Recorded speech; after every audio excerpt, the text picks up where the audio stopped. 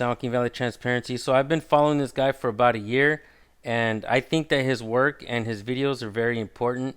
I usually don't follow mainstream media news channels, but this guy is good. I'm gonna leave his link in the description. Go check his videos out. He really knows what he's doing, and his work is very educational and important. We're paying to get the records, and we're paying the law firm to keep them from us, pretty much, yeah.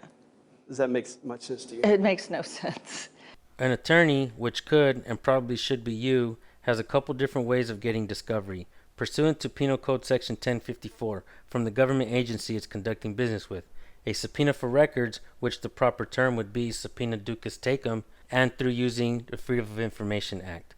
By using these lawful tactics, oftentimes one may discover information that may result in case dismissals or police misconduct.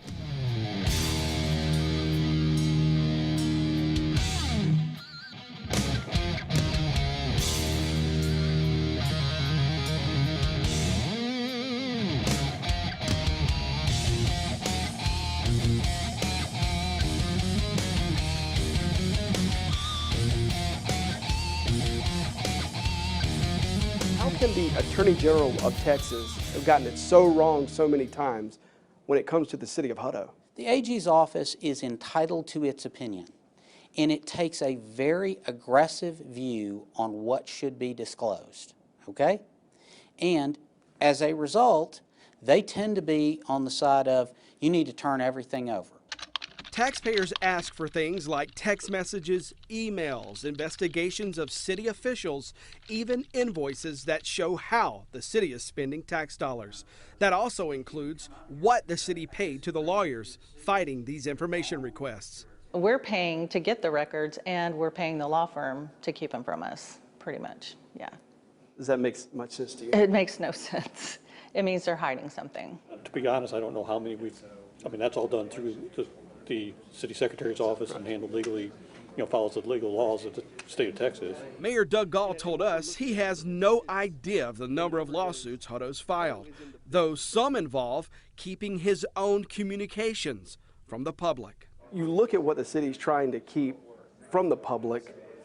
Is it hard to understand why the public may look at this and say, golly, this does not look transparent? I can understand their concerns, and I think it is something. You brought that out. I think it's something maybe we take a look at and see what some of those are. We as a council can look at that and verify what our procedures and policies are. One of the smallest cities in Central Texas is big on fighting open records requests. Records the Texas Attorney General believes should be made public by law. KXAN's Jody Barr continues investigating positions of power. He's discovered an unusual and expensive effort by the city of Hutto to keep its information secret.